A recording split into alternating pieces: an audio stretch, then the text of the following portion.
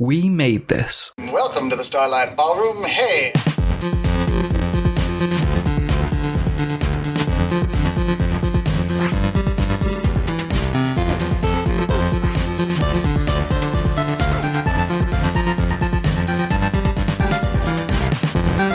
Hello and welcome to Shipwrecked and Comatose, the podcast about Red Dwarf, here on the We Made This podcast network. My name's Mark Adams and I am your host for this special three-way crossover episode of Shipwrecked and Comatose to celebrate the 5th anniversary of our podcast network, We Made This. With me at this time are two guests. First up from Cinemortuary, it's Rob Yeomans. Hello, Rob. Hello, Mark. How are you? Oh, it's good to see you. Welcome back to Shipwrecked and Comatose. You are on our most notorious episode of all time because of its grossly tenuous link to Red Dwarf. Yeah, that was grossly tenuous. For anyone who doesn't know, it's the running gag of Gappa the Triphibian Monster. Go listen to it. It's a great episode. But it's not just Rob that's with me at this time. It is also Dev Elson from ChuckyVision. Hello, Dev. Hello, Mark. So, full disclosure, I'm also on ChuckyVision, but I think people already knew that. But yeah, this is definitely a three-way crossover. It's not just Mark does shit he likes. Promise, it's a bit Mark does shit he likes. Also, I snuck my way in. Yeah. This wasn't going to be ChuckyVision, but, I can't resist a shit horror. No, yeah, you're absolutely right.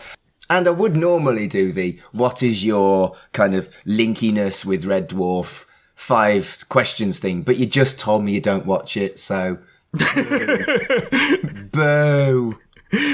Sorry to the audience there, but I do feel bad for Chris Barrie though, so I'm on your side there. We will cover that very shortly.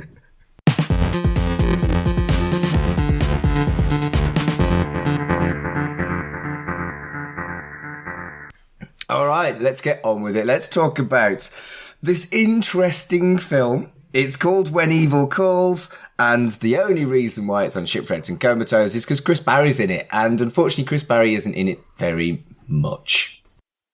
So, When Evil Calls was released in 2006. What's this thing about it being the first web series, what the fuck? Yeah, I saw that on IMDb. The world's first horror series for mobile phones, extended with extra footage for the DVD release. So, 2006 is the release of the movie. I'm not sure exactly when the web series came out, because if you go on IMDb, and if you go on multiple different websites, this is also listed as a series. Because in the movie, there's almost like a DVD menu that comes up every time, and it says which episode you're on. So, it was a web series at some point originally? Yeah. So I think it was released for mobile phones. Is that why the quality is so terrible? Maybe, yeah. Maybe they thought we don't need to light this or shoot it properly if it's only going to be on a mobile phone. But also, I'm trying to think back to mobile phones in 2006. They weren't the device they are now. So I can't imagine this played like anything other than shit on a 2006 phone of any kind. No, it would have looked even worse, probably. I mean, if anything, maybe that's the preferred way. That's when people say, you have to watch Oppenheimer in IMAX. It's the definitive way to watch it. Maybe we had to watch this on a shitty mid-2000s phone. Dev, did you just compare When Evil Calls to Oppenheimer? Because that's that's a stretch. Tangentially. I like it. That's the tagline for this episode. I mean, it felt like I was watching it. And so, we've kind of already touched on this. It isn't the best film, is it? And that is reflected in its Rotten Tomatoes score of 14%. And that is just the audience rating. It hasn't had enough reviews to have a average from the actual critics. So that also probably tells you more than you need to know. Yes, indeed. Now, the first thing that struck me was that this was directed by Johannes Roberts. I saw that, yeah. Who, actual director. Yeah, he makes films that are actual films. So he's best known for making, I guess, 47 Meters Down and its sequel, Shark Fun. That's not the name of the sequel. That's what it should have been called. And I think he directed The Strangers Pray at Night and a really shasha recent reboot of Resident Evil, I think. But they're all actual films. I will go to bat a little bit for that Resident Evil movie. I thought it was alright. I mean, you really stepped into bat for an interesting one there, Dev. Tell me more. I think it's got problems as a final product. I think that film would have benefited by being two movies. Just Resident Evil 1 and Resident Evil 2. Yeah, okay, I see that. Like an expanded universe franchise you pitch in for your Well, just because it tries to ram two plots together, and it feels very rushed, and it's quite a short film. But in comparison to this, that is a movie, a real movie. Oh yeah, compared to this, it's like Citizen Kane. This is just bizarre as a film. It's kind of like, well, it's 20 little mini vignettes, really, isn't it?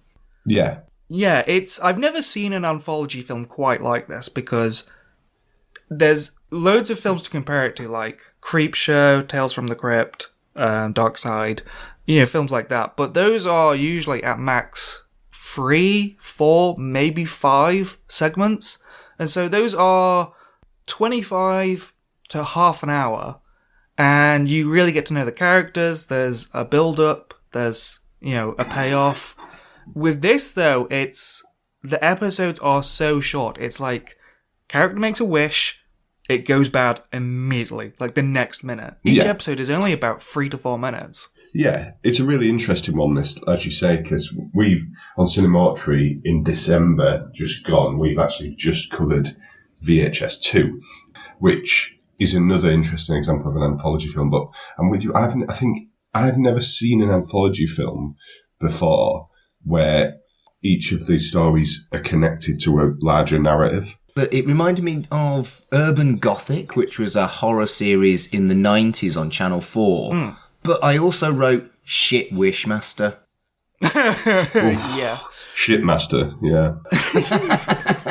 No, it does feel like a TV show at times, because it is like the same setting, sort of the same main cast of characters. There are people that keep reappearing throughout.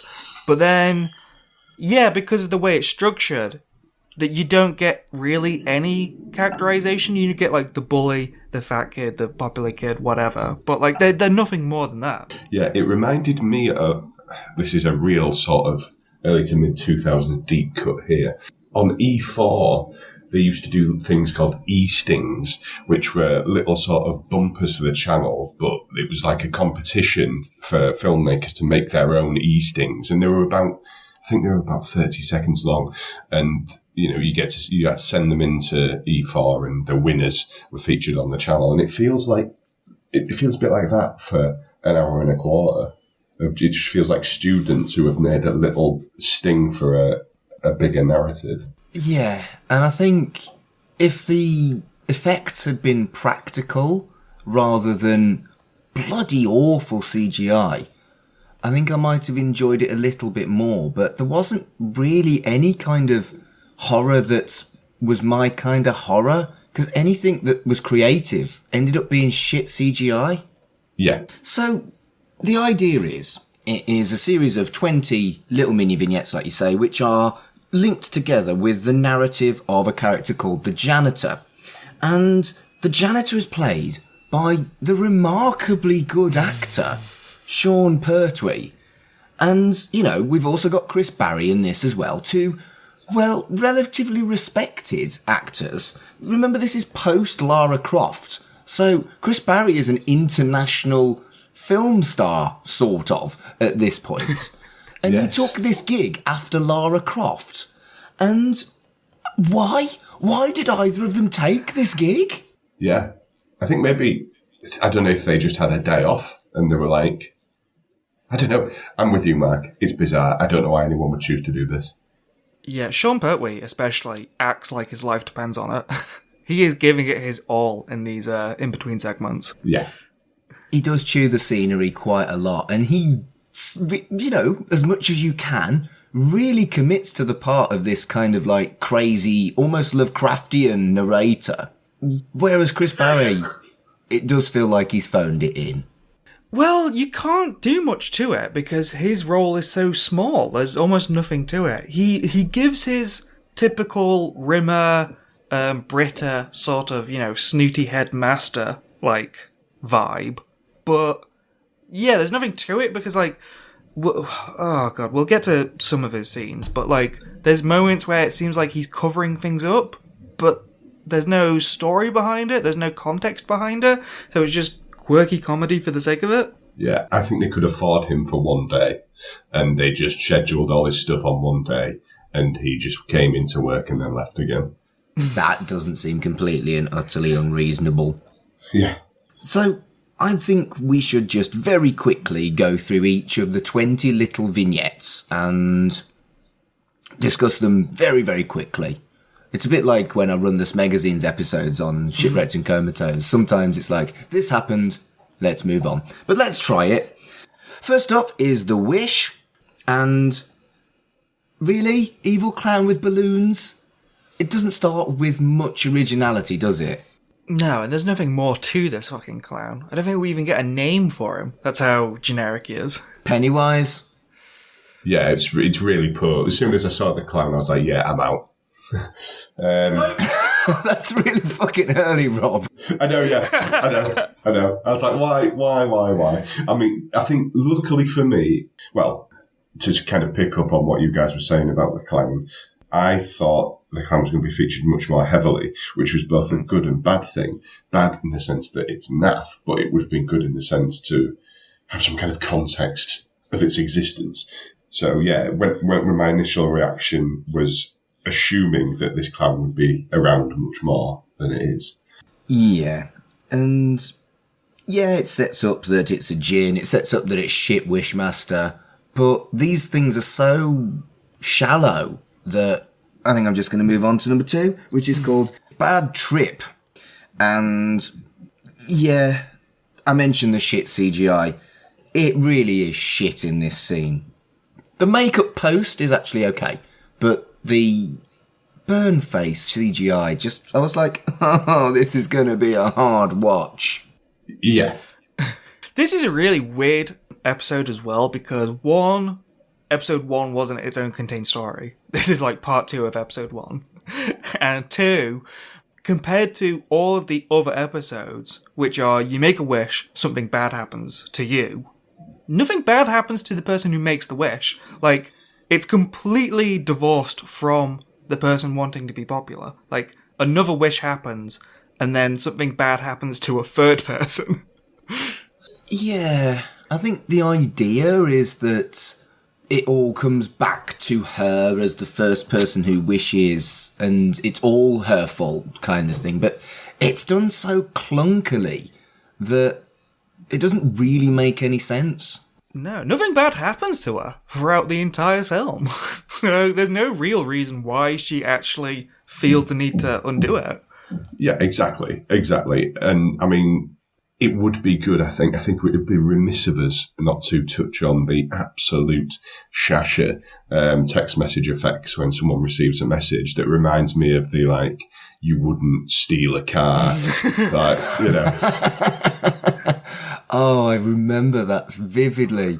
I think I enjoyed watching that for the 1,000,000th time more than I enjoyed watching this. Yes. Yeah, oh god, yeah, these texts are a fucking eyesore. They're an eyesore the first time, and they're an eyesore like the 20th time.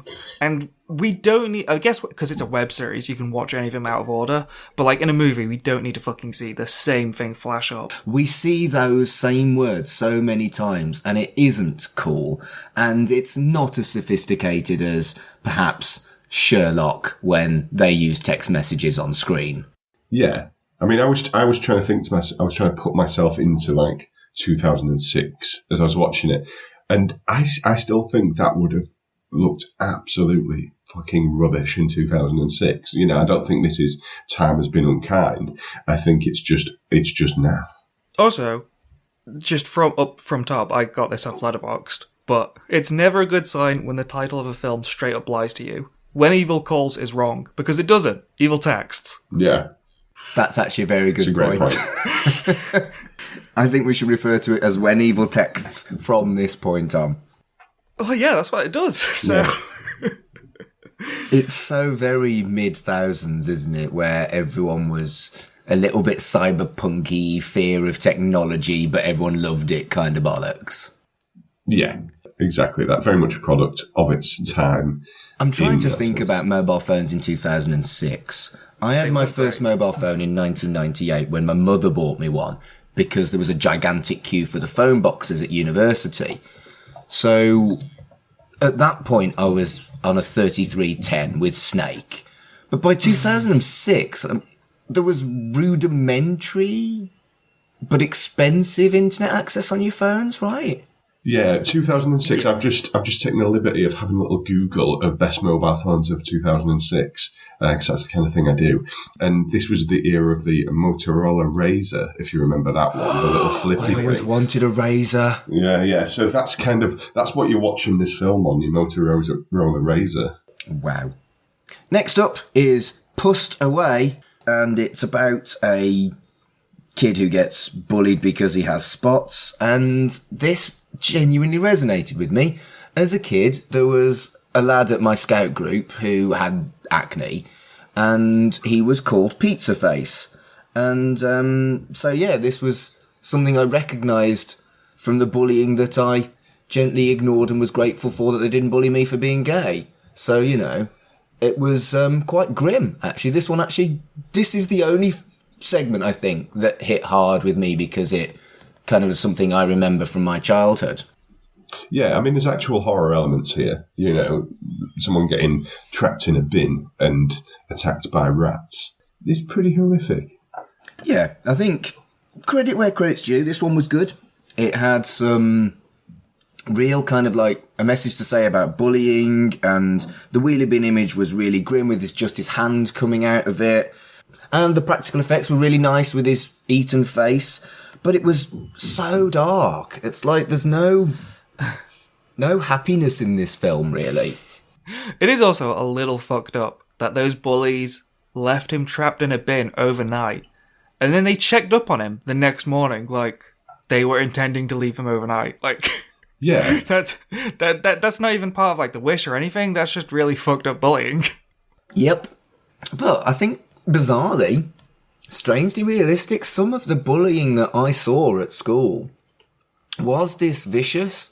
Yeah, I mean, I don't know if I've ever been party to something on the level of, or witnessed or heard, you know, someone been left in a bin overnight. But the elements of some of the bullying is pretty accurate, and I think also, especially 15, 20 years ago, the school's reaction to it is actually, in my opinion, quite accurate as well. There was a lot of failing to deal with bullying when I was at school, anyway. It is. It's strange though for 2006. Though there was a lot more homophobic bullying in 2006, whereas in this movie, being gay is not really a problem. Although I guess it's very male view lesing, but still, that's they're doing it out in public, and no one seems to have a problem with it. Yeah. We'll talk about those in a minute. Let's move on to number 4, which was Die at DIE-T, clever. And my notes read just 3 words: horrible fat shaming. Yeah, brutal. This is an example of when you're like, oh, there's not going to be anything fucking redeeming in this movie.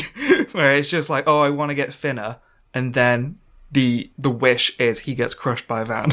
Yeah, and I think the scene where he's sat eating in the canteen is so through the lens of someone who's a bit of a fattest bully as well. Like, you know, yeah, it was grim, was this? It's quite a cruel film in a lot of ways, and I know horror's supposed to be cruel, but I don't know, this just felt almost a different kind of cruel. Yeah, but there's nothing redemptive about it for anybody at any point. No, yeah. Yeah, you're right. Next up is Beauty and the Geek, which, if this isn't something almost straight out of Revenge of the Nerds, I don't know what it is. There's a really grim geek stereotype, and just like Revenge of the Nerds, this is pretty fucking rapey. Yes. Yes, it is. Yeah, it's gross, and then the twist resolution is also just shit. It's so weird. And it's like, we don't even know what the fuck happens to that guy. Is he dead? Is he alive? There's no consequences. No, he kind of gets what I refer to as American History X'd. I thought that! Because he's getting his head smashed on a curb. I was like, oh my god, Discount Becky Lynch is going to turn into Edward Norton. Yes, Discount Becky Lynch and Gemma Chan. Oh my god, this is when I realised. I didn't click until now. That's Gemma fucking Chan. Yeah, I can't imagine this is like on a list of career highlights. It's really, really early, though, isn't it, for her? It is, yeah. Oh, yeah. Yeah. But yeah, it's so fucking weird. That's Gemma Chan making out with Lois Winstone, as in one of the Winstone kids. Like, what's his name? The British guy. Ray Winston. Ray Winston, yeah. One of his kids. One of Ray Winston's kids? Yep. She has a similar career to Gemma Chan. I looked it up. Her last role was in Game of Thrones as Town Whore. Oh, my. Okay. So, I don't know, sort of similar to the Eternals. But I think this is something, okay, so if we're going to try and find a positive from it, it is really rapey. It is your typical incel, geek stereotype, nasty shit, and it's really rapey. And he shows real entitlement that there's an attractive lesbian woman that he feels should be fucking him, and he gets punished for it. I guess you could call that a positive? I think that's a positive if that was the intention of the filmmakers, which I'm not 100 if it was or not. Yeah, I don't think we even know they're lesbians. I think that's the twist. Again, you can put thought into it, but I don't think there's any thought into it, because we'll get to some of these later episodes. Johan Roberts has done more legitimate films, but his directing in this is absolutely atrocious. It's the way he goes up in people's faces, and especially when the nudity and the lesbianism in this, it's so 2006 porn. It's awful to look at. Yeah, no. And I think the next one is the worst example, or one of the worst examples of that. Well, before we look at that, though, I do want to talk about the introduction of some important characters. One, it's Rimmer, basically. He's a bit Rimsy, isn't he, in this, when Chris Barrie finally appears for his, what's essentially a cameo. So, yeah, I feel like I should mention that this is where Chris Barrie first appears as the Headmaster. And we also see the introduction of Nelson and Ringwald. And what the fuck is Ringwald? Yeah, very fucking bizarre. This is the clearest intention of oh, isn't this funny? And it's not. No. I mean, I'm not the biggest fan of the police, but this guy would have been fired a long, long, long time ago. Yeah, this guy was in Amelie. I did a bit of research around him because I recognised him, yeah. And also, the other actor is Sean Brosnan, as in one of Pierce Brosnan's kids. Madness, this. Madness. There's so many weirdly recognisable people in this. This is ridiculous. But the one redeeming thing about Ringwald's character, at least for me, was a little bit of nostalgia because he drives a 2CV.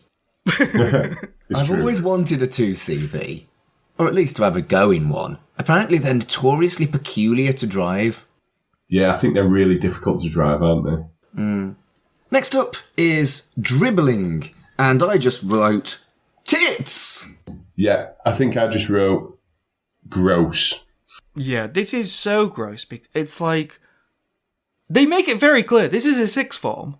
The age is 16 to 19. So, yes, legal, but it doesn't feel right watching it. It is super, super creepy. And then naked Chris Barrie, that wasn't on my prediction list. Yeah, it's true. They got him in for one day, and they make him do that. Jesus Christ. I mean, Chris Barrie has done lol naked scenes before in Red Dwarf. He did it in Series 8. But that was well done and funny and justified. They had these nanobots that ate all people's hair. And so, they were completely naked because these nanobots were eating everything. They don't get him as naked as the other actor, who gets his arse out. Yeah. Chris Barrie is firmly sat down behind a desk. That was very much another, like, ha-ha fat people thing, wasn't it, the other guy? Not quite as grim, but yeah, you are right. Number 7 is Brain Dead. And I'm sorry, I finally suspended my disbelief when he didn't get kicked out of an exam for having his phone out. Come on. Yeah. And when the teacher's already watching him. Nothing about this episode makes any fucking sense at all. One popcorn and one turd on the Cinemortuary scale, though, for the clearly papier-mâché brains on the pencil. Oh, it's awful. Oh, yeah, fucking weird effect. Oh, a weird death. Why? I don't even know what caused that. Did the wish cause that?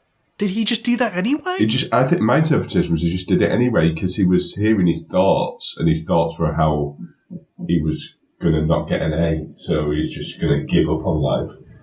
Yeah, the tone of this movie is so fucking confusing, because then the teacher walks up, completely nonchalant, picks up the pencil with brain matter on it, and then, like, sniffs it? Why wasn't she horrified and traumatised? This happens a bit throughout the narrative. They're kind of trying to do this, like, uncanny valley, the teachers kind of accept what's going on kind of thing, but it doesn't really work because they don't develop it in any way. If there was more interaction with the shit clown and the teachers, then maybe that's something it'd still be shit, but it's just an idea that's not really fleshed out in any way. Or that was my interpretation of it. Yeah, and again, we've got the ongoing plot, if we can call it that, where Samantha and Ringwald first encounter each other, and it sets up almost like a rivalry kind of thing, but it's so limp. Yeah. Next up is Pretty Dead. And, okay, as a follow-up to a previous episode, I quite like that, but I work in the funeral industry, and this is a British film. I can tell you with absolute certainty that Right, how many times have you, as British people, ever seen an embalmed body? 0. I remember my granddad's wake was an open casket. Really? That's very, very rare in this country. You've kind of disproved what I was trying to say, but I have worked in the funeral industry for 4 years, and I have never seen or heard, until today with you, of embalming happening in this country whatsoever.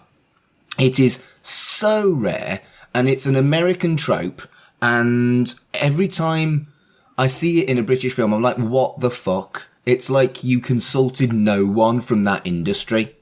It really did kind of stick out to me, because that's my industry, and they just didn't, shit, don't like. And they also called it a casket. It's a coffin. I love how these are the things you're really digging into in this segment, Mark, not the hilarious ambulance smash. God, this is like the hardest I laughed at this movie. This wheelchair moment is so fucking funny. It's a little bit Mac and Me, isn't it? It is Mac and Me, yeah. She really goes. Like, you can tell in the first shot when the mother lets her go when she's in the wheelchair that she's starting to slow down. And then in the second shot, she's still wheeling at a pace, like right into the road. And she makes zero efforts to stop herself. Have you seen Mac and Me, Rob? I have not. No. Mate, get it watched. It's a classic of shit film. Do you know the context? Did you ever see any of Paul Rudd on Conan when he shows the same film? Yeah. I've seen a couple of clips of that. Yeah. Yeah, the kid going off the cliff. Yeah. Oh, I'm going to watch Mac and Me again. I fucking love that film. It's just pure tat.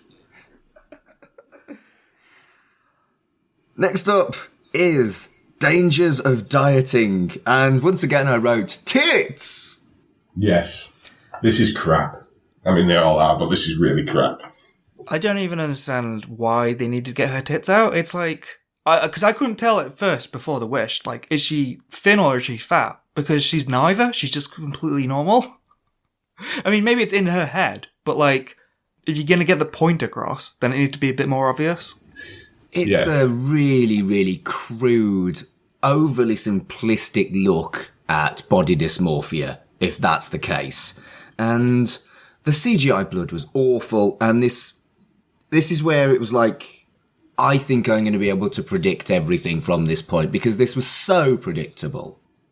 It's a student film, isn't it, this? I mean, I don't know how old Johannes Roberts was when he made this. Like, from what I was watching, he was about 16 when he made this, because that's the kind of mentality, isn't it? No, I've been facetious. I think he's probably a bit older than that, but his eye is that of a pervy 16-year-old. It's strange. Next up is What's Eating You? And Ringwald and the Headmaster get more ridiculous. And I want to talk to you about this, actually, Dev, seeing as we're supposed to be like some kind of ChuckyVision link to queer romance. Why are they lesbians? There's no context other than let's get some girls snogging, from what I can see. Absolutely, yeah. It's so male-gazy. And, I mean, I guess you could kind of reclaim it and be like, oh, it's 2006, it's kind of cool that they're so openly gay and no one has a problem with it. There's nothing in this film. A lot of them go to the same well of like, oh, I'm too fat, or I'm too thin, or I'm too ugly. It's very obvious wishes, but like, there's no wishes about, oh, I'm in the closet, or people are mean to me because I'm gay. I don't think there's anything homophobic in this movie. But no, it is... No, it's simplistic. I mean, these episodes... literally, one of my notes was, these episodes are like 4 minutes each, but let's spend 30 seconds of the two girls kissing, because that's the most important part. Yeah. Next up is Drastic Surgery. And this one, again, from, like you were saying, male gaze, I would go as far as saying this is misogynistic. Yeah. Jesus, yeah, that one was... that one speaks for itself. Just absolute shit. Yeah, and mercifully, I think it was one of the shortest ones. I think it was like a minute, if that. Yeah, it just makes no fucking sense, some of the pacing in this, or some of the way... I appreciate them trying to tell the story in different ways, but, like, that character, there's nothing to her. Like, we know more about, like, the boyfriend and the friends, when he's like, oh, I wish my girlfriend had bigger tits or something. And then she comes in, and it's like, so we don't know anything about her? It's so callous, and that's reflected in the characters as well. Does someone want to go and get the nurse? A girl's tit has exploded. Yeah, the other guys reacted like something weird was happening. So, I'm going to take a pause and ask you, as fans of bad horror, as fans of something that is so bad it's good, did you actually enjoy this film? Oh, no. I mean, there's a difference between so bad it's good and just fucking turgid shit. And this lands very much on... I think the issue with it is that the shasher on Cinemortuary that we enjoy is, A, generally unproblematic in the way it's constructed, and B, there's some kind of like... there's light and shade to it. This is just... It's just an... Like, I know this filmmaker, do you know what I mean? I've met the kind of bloke that makes this film, and they're just misogynistic, homo-repressed assholes who think that it's funny to mock those that aren't like them. You know, there's no kindness to it, you know, like, and that's a strange thing to say about shit horror films, but there's not enough of the people that have been disgusting getting their comeuppance. Like, the one with the inflatable boobs is a perfect example. What's that girl done to deserve that? And that's just a structural failing and a lack of intelligence, I think. Like, you can't... maybe to do it once, it's like, yeah, that was a bit gross, but we move on. But it does it time after time after time after time. You know, like the exam thing is another example. Like, what did that kid do to deserve that? Do you know what I mean? Yeah, I've got a couple thoughts on just going off Rob. I guess going backwards. Yeah, in terms of like people deserving it and stuff, like Chucky kills people that don't deserve it a lot. You know, good people, nice kids and stuff like that. So, like, I don't mind good people having bad stuff happen to them, but, like, in a real film or a real TV series, there's, like, context and there's build-up and there's characterization. You know, you can feel bad for a person, but there's nothing there's nothing to do with characterization in this quote-unquote movie. And that's sort of the other problem I have, where it's, in one way, I appreciate that this wasn't like a 75-minute like actual film where you have like the main cast of characters and then one by one something bad happens to them, because then we'd have the problem of there being like 15 minute pauses in between the kills where it's just nothing but talking, and it would just be absolute shite dialogue with like shite cinematography. That would be boring as fuck. So at least something is happening every other minute in this, but there's no build-up, there's no payoff. Yeah. It's only a couple of these are even marginally clever, and that's saying something. A lot of them are just... I wouldn't even go as far to say as the guy making them is, you know, oh, he hates women or he hates gay people or whatever. Like, I don't think he has hate. It's the first draft thoughts of like, oh, this would be a clever twist, or this would be a clever twist, and there's just no thought put into it. Yeah, I think you've both got valid criticisms. For me, I really like the concept, but the reality is it's fucking Wishmaster, and I'd prefer to watch Wishmaster. I think also the idea of short webisodes that then get put together as a film, that's quite clever. It just doesn't work, and it all feels rushed, and I feel like this could be cut to like 5 or 6, 8 wishes or something like that, and it would be a much better 45-minute episode of something like Buffy. Yeah, I think the thing with that is what we've kind of got to remember here to an extent is, although we had our fun with Motorola razors and stuff earlier and what it was supposed to be seen on, we're not watching this in the context at which it was designed to be watched. However, I'm with you, Mark. I think the fact there is 20 of these feels like an extravagant number to me. Yeah, and I did mention it very briefly earlier. There was a series called Urban Gothic, which was an anthology telly show, which was like 25-minute episodes, and they were all looked like they were standalone horror. And then the last episode linked all of them together. It was a bit contrived, but it was great fun. And I'd much prefer to watch Urban Gothic. I would not have minded if they lost a few and they did what they did. Because again, in terms of, like Rob said, with structural failure, that the first 2 episodes are like a 2-parter. None of the others are, really. Episode 1, nothing really bad happens in it. Episode 2 is the payoff, and I wouldn't have minded a couple more episodes where it was just set up, and you could do a little bit of characterization, just a little bit, just to make these archetypes actual people. We are almost near the end of this, but it doesn't fucking feel like it. No. It's just the same shit over and over and over again, and a really good example is just, like, the characters, like what the characters are. We get Becky Lynch and Gemma Chan. They show up in this. They're in it more than the quote-unquote main character. But then at the same time, they're just in it because they're just, you know, they're the bullies. That's who they are. That's their role. So they're in so many episodes as just a tertiary part of it. And then we'll get to it. They die. And there's no payoff. There's no build-up. No. That's just their character's done. And it has no bearing on the actual plot whatsoever. No. And again, like we've said, it is just about getting some lazy action, I think. Yeah, and I guess because they're the bullies. I mean, genuinely, there were some laughs at just how shit this was. I mean, also, I guess this is the same thing, but I did laugh at most of Becky Lynch's deliveries. There's no cleverness to her bullying. No. It's like John Carpenter, like 80s bullies. It's so over the top, like, and especially because, I don't know, I think her being British makes it funnier. Like when the Good Enough to Eat episode, And when she just really like goes up in that person's face, just a random student, she's like, "You look good enough to eat. If I ate shit," and then she really laughs at it. Like no one else is laughing. She's the only one laughing, and it's just like, what the fuck is happening? Yeah.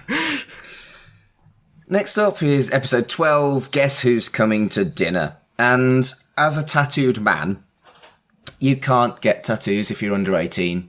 If you've got a tattoo and you're under 18, that is illegal, and the tattoo artist should be prosecuted. Yeah, I mean, I noticed the tattoo thing as well. It was very silly. I was very annoyed. And, yeah, it's like, really...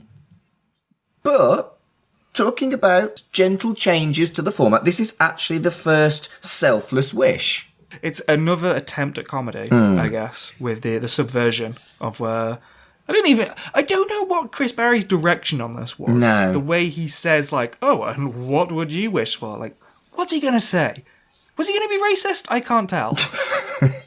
We'll never know. No. Now, did you clock who the dad was? It wasn't someone else famous, was it? Gee. It was the writer of Slugs. That is Sean Hudson. Okay, I wouldn't have recognised him, but Jesus. Yeah, Sean Hudson was a zombie dad. For reasons. Rob, have you watched Slugs? I've heard of it and I've heard bits about it, but I have not yet watched it. We covered it on my old podcast, Super Tat Film Club, and it is genuinely one of my very favouriteest shit horrors. Get it watched. It's well worth it. I'll give it on the list. Again, though, in terms of the comedy, the payoff to this, it's like, okay, he wished it for his dad to come back, and then his dad comes back as a zombie. You know, that makes sense. Well, first off, Samantha answers the door with a golf club, like she's expecting trouble. I don't know why. But then, when the zombie comes in, there's a comedy moment where Chris Barrie's like, "Are you having any trouble there?" And she's like, No, I've got it. She kills the zombie. And then she's like, "Do you have any bin bags?" And it's like, what is this? What is this universe? She's completely non-phased with the introduction of a zombie. It's not even surreal. It's just bollocks. Yeah, and it's all so badly acted as well. Yeah. It's brutal. And it's really fucked up as well, because it's not just any zombie. It's his dad, like her boyfriend's dad. And there's no... Yeah, and then afterwards, in the wraparound... Sean Pertwee's like, "Oh, well, he was a dickhead anyway." Yeah, we haven't talked much about Sean Pertwee, other than choose scenery. He's kind of superfluous. We don't really need his narration. No, we never find out who he's talking to either, which is very annoying. And we never find out why he's obsessed with saying their name over and over and over again. Yeah, it's his direction is so weird. He keeps drinking, and I'm not sure if he's actually drunk or not, because his delivery is really intense on some of the jokes. There are many, many jokes. It's very Crypt Keeper from Tales of the Crypt. Like, every other line is a pun on the episode we just watched. But the Crypt Keeper is camp and fun, and I'm not sure this character is. No, it's weirdly intense, because he is talking... It's first-person POV, and he's talking to a student, and he keeps... yelling at the student, like, "Fucking sit there and listen." It's really weird and off-putting. It feels like you've sat next to the nutter in the pool, the conspiracy theorist on it. Yeah, exactly that. And it's so brutally, craply shot in just extreme, weird, shaky cam close-ups. It nearly gave me a headache, the wraparound stuff. I hate the constant close-up. There was one bit where someone I think it's where the kid gets crushed by the van, and then it cuts to him like smashing a sandwich and then eating it. And Sean Pertwee drunkenly eating a sandwich was more grim than the actual shot. Next up is Smoking Kills. And CGI fire. Oh, Jesus, yeah. And I think maybe I could have made this note at any point after maybe episode 2 or 3. Why is literally no one who is resident to this horror happening in the school? Why is no one traumatized or even acknowledging previous events? again, it's another example of that, like, it feels like they're really trying for, like, an uncanny valley, like, Erie, Indiana, kind of something's not right here, almost Invasion of the Body Snatchers pod people-y thing, but it's never even touched upon in a way that the audience can engage with it. It's fucking weird. They're really thinking that comedy doesn't need context, but I feel like it needs some context. Like, you know, like in It, there's a history of Pennywise attacking Derry, the town. So, like, there's a reason why all the parents and stuff are so weird about it, like, because they're under sort of a spell. Whereas the clown in this is just introduced, and there's nothing to the clown. So we don't know if this is just happening, or there's a history that makes the adults weird. I guess you just meant to go, oh, it's Pennywise, so it's the same thing. But that's bollocks. It is, yeah. Yeah, you've got to explain some things a little tiny bit. In It, it's only the parents. Like, the kids find stuff weird. But in this, no one finds anything weird. There's no consequences, you know. Like, Gemma-chan eats someone. She eats a person. And then that's never referenced. Nope. Mr. Barrie just puts a severed limb in the bin like it's a fucking crisp packet. Weird. And the other thing in this episode is have a horror trope, party during horror times. Nah. And also face horror. I know Don Mancini from Chucky is very into face horror, but there's a lot of face horror in this as well. There is, and it's... Yeah, a lot of the kills, a lot of the brutalities in this are, as we've said, really shitly done. And that's the difference, isn't it? Some of the facey stuff in the recent series of Chucky was superb. Andy getting stabbed in the face was great, but CGI Fireface, get in the sea. Yeah, fair. I think that's a fair closing comment on that segment there. Next up is Sight for Sore Eye, and I just don't like the victim getting punished. This kind of thing. Yeah. It's just cruel, this film, in a lot of ways. Also, no explanation. Gemma-chan is bi now? Okay. Good. Not that is even the focus of this episode, but I was just like, oh, that's how little the filmmaker cares about any, like, characters in the story. That, oh, she's just randomly blowing a guy now that we've never met before. Yeah. Weird. So weird. I thought the eye horror was okay. Yeah, it's not the best edited, but, like, you know, you have someone falling down on scissors and you don't see it. It's like, yeah, it's cut sort of well enough that you still go, ooh, like, yeah, that's gotta hurt. I think stuff with eyes, it's all about the kind of fear of losing your sight. And I think it actually does that reasonably well. I am trying to find some good in this film. It is quite tough, but I genuinely think they do eye horror well, because that's something that particularly wigs me. Maybe because I'm short-sighted. Maybe that's why I'm particularly wigged by eye horror. But yeah, this did actually get me. I'll give it that. It did actually get me. I thought that wish was doubly unfair as well, because she said, like, I never want to see his face again. And then I guess the twist is she's never going to see anyone's faces again because she's blind. Like, of all the face mutilations, that was probably the one case where they could mutilate the guy's face. So then no one can ever see his face again. Yeah, you're right. They could have skinned him or something, couldn't they? Yeah, something like that. But then, yeah, she takes the pain for some reason. Next up is Gutted. And I don't want to talk about Ringwald again. It's unwatchable. It's absolutely unwatchable. We could have just had Nelson. There is no need for the Ringwald character. Yeah, I don't know what they were thinking with this guy. Like, I totally agree with you, Mark. It's just unwatchable shit.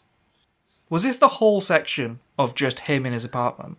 Because that was fucking shite. What a waste of time that was. Yeah. And the beautiful on the inside thing, it's getting to the point where everything is painfully predictable. And because the kills are not great, I'm just like, how many more of these are there left? Yeah, I'm very much like, at this stage, I was like, when we got to, I think, we're about episode 15-ish here. I think when we got to like 16, 17, I was like, right, I'm pretty sure there's going to be 20 of these now. Like, you know, at this point, I was like, right, surely this is it now. And then I started to realise that it was going to be a nice round 20. Real fucking convenient of that person to explain their wish as they were dying. Yeah. Yeah, thanks for the info dump. Next up is overage sex, and it's a really distasteful seduction story. And, just no. Yeah, it's rubbish. She wishes to be old enough to sleep with her teacher, and then she's like an ancient skull woman at the end, and the effects are really bad again. Yep.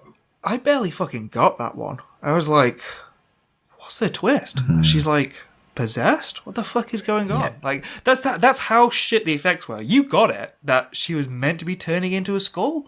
I didn't fucking get it, because it looked so shit. Yeah. I think this is probably the worst CGI of the entire film, and there's some ropey Oh, I don't CGI. know, mate. I think the Fireface one's the worst. The one that we covered a bit ago with the cigarette smoking. True. I mean, at least that's understandable. Yeah. But this one, it's like Last Crusade. That's how you do someone aging fast. This is not aging fast. It's absolute shite. Yeah. And also, I question literally anyone wishing to be older, but that's because I'm old. Exactly, yeah. And also, no offense to the actor, but also, have sex with that guy? Oh, everyone? Like, no offense to him, but like, for like a teenager, he's not like a hunk, you know, like the younger kind of teachers you see. He's just a middle-aged normal teacher. Yeah. Next up is Good Night and Sweet Dreams, and it's a wish come true for me. Fuck that line. That really annoyed me. Yeah. Is this where the clown reappears a bit? Yeah. Their semblance of trying to start to Yeah, tie yeah. things together. Yeah, and it's just like Pennywise. It's like, boring. Yeah, even looks like Pennywise.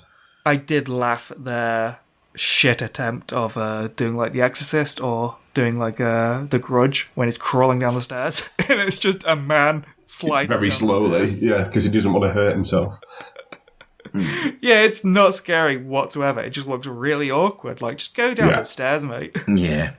I think at this point, it sounds like all three of us had checked out because there hadn't been very much Chris Barrie for me. It wasn't entertaining for Rob, and the lesbians were awful for Dev. So, but I'm looking at my notes for the last three. I'm like, fucking hell. I really had checked out. 18, fucking hell. It was Deadly Embrace. And I've just written, this is crap. Did they run out of money? I can't even remember what happened. I don't know if they started with money, did they? This is the payoff, the conclusion to the storyline of the lesbian. Oh, shit, yes. I say payoff, like, these have been completely non-characters. They have no tie-in with the story, really. I mean, technically, Becky Lynch causes all of this because she's the bully to Yeah. Samantha. True. But then, yeah, there's no tie-in at the end. They just get another wish and then they die. And then that's it. That's both of their characters done. Bye. Yeah. Rubbish. Next up is I Scream, and hooray for that pun we've never heard before. Oh yeah, this is a follow-up to now blind Linda, isn't it? And her boyfriend from earlier on. This one person gets it the worst, and she's just a completely innocent person. Again, well, it goes back to what I was saying before about there's no comeuppance for anybody, you know, and like going back to what you said before, Dev, about the Child Play franchise, when good people die and bad things happen to good people. They do, but at the end of most of them films, Chucky either gets blown up, melted, or shot to pieces. You know, there's a catharsis there. That's a nice way of putting it, actually. It doesn't feel like there's any comeuppance, any message in this film other than I wanted to do some horror. And it makes no fucking sense. It's really weird, actually, that the boyfriend who cheated on her feels bad and actually wants to stay with her. So, like, good, I guess? And then he makes a selfless wish, which is like one of two selfless wishes in the whole movie. And it punishes her again! Yeah, fucking weird. In the strangest way possible, that she grows eyeballs in her stomach. Yeah, I mean, could we not just have one nice thing? Do you know what I mean? Would it have done any harm for someone to have had something work out nicely for them? What did you think of the tummy eyes? I thought they were shit. Yeah, I mean, I thought the concept of it as a horrific idea is quite clever, but again, the execution is shasha. What's shasha? It's just that's a Cinemortuary term for when we get sick of saying absolute shit because we say it all the time because of the type of films we often watch. We just like to mix things up, Mark, you know. That is fair. I've probably said absolute shit already like 5 times in this one episode. This film is definitely shasha. We're nearly there. We're nearly there with our anticlimactic final scene. It's called Homecoming Scream, and press the reset button. You've watched a pointless film. Yeah, I mean, that was an easy win for Samantha, wasn't it? Yeah, this fucking clown sucks. Did fuck all. There's no challenge. Everybody lives. The janitor's pointless. The end. Bye. What the Well, everybody lives that has done something fucking wrong. Like, all the people that haven't done anything wrong are all dead. Odd. So, I'm going to talk very briefly about the music. I had a look at some of it. I knew I recognised one of the tracks, and it was the Cooper Temple Clause, which, you know, credible band. Very, very cool. Another band called District 102. And the end track is by an artist called Emily Maguire. And I quite liked the end track, so I looked it up on Spotify. Emily Maguire gets 647 monthly listens. She's a tiny, tiny artist, but I thought it was actually a pleasant surprise to have a reasonably listenable ending track. Yeah, a lot of the music isn't bad in this. It's perfectly fine. But like I could feel the vibe that these were like local bands or bands that the director knew. And I like that they've sourced local British bands and they've invested in one Cooper Temple Clause track because the director probably liked it. But it's better than like generic shit. Yeah, I thought the music was okay. It was inoffensive, which in this film is probably quite a big statement. For anyone who's not watching it, there is actually a lot of music in this because every single episode like either opens or closes, or opens and closes with music. So there's so many tracks in this one soundtrack. Right, before we say cheerio, is there anything else that you want to talk about to do with When Evil Texts? How did you round off on a movie like this? Because a movie that gives you nothing. What do you do with nothing? We've had a couple of experiences on Cinemortuary like this. I was responsible for one. Dave's responsible for most of them. Wilson's had his moments where you come out of it and all you can say is, it was a thing that happened. I sat down, I watched this on my iPad for an hour and 15 minutes, then it ended. And now I've talked about it.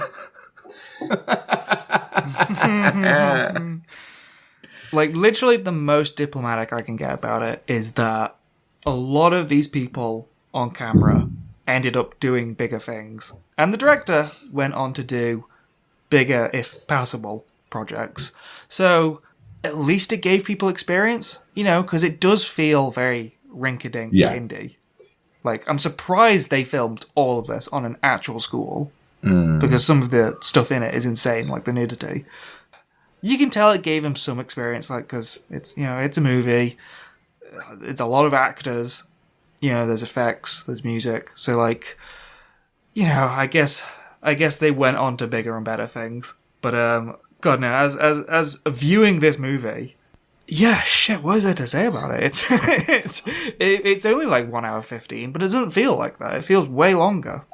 I think looking at it like you are with like giving actors an opportunity is a really valid point. But then I came here for Chris Barrie. He'd already done Good point. 8 series of Red Dwarf. He'd already been on Spitting Image. He'd already been in Lara fucking Croft. Poor Chris Barrie. Yeah, this is a weird one. I don't know how they got the cast that they got for this. It's really odd.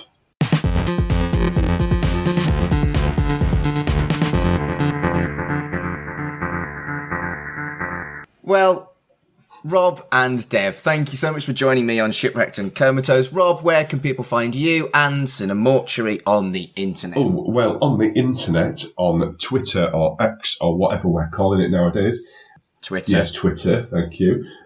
I can be found at Dancing Henry.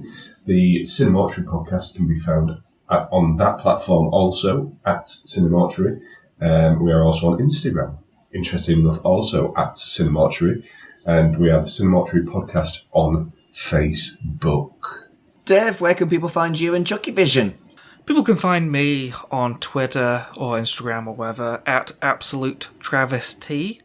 Anything else I do, like I write written reviews, mainly for old horror. If you like that, you can find that on my Twitter. For ChuckyVision, you can find us on Twitter at ChuckyVision. Do give us a follow, because if you listen to the show and you like the show, we do polls, we do asks, we do requests from the fans. So we try to get engaged with our fans quite a bit.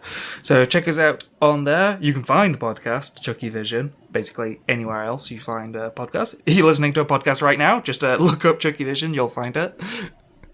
Yeah. And if you're looking for me, it's at MarkAdamsHC on Twitter and Instagram, but you probably already knew that. So thank you so much for listening to this special crossover episode of Shipwrecked and Comatose, and until next time,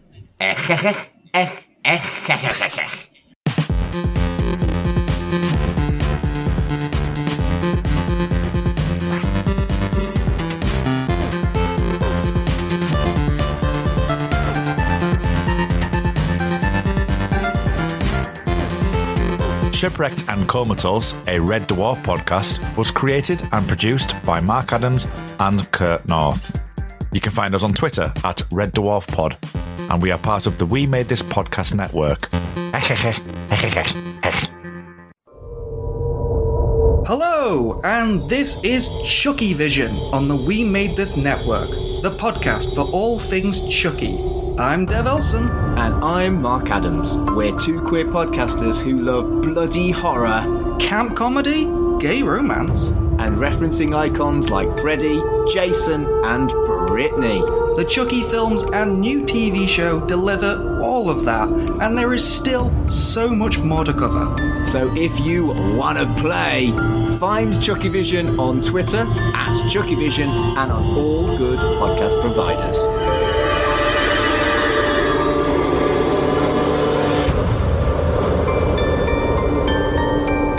And yes, the title is a ChuckleVision pun. Because why not?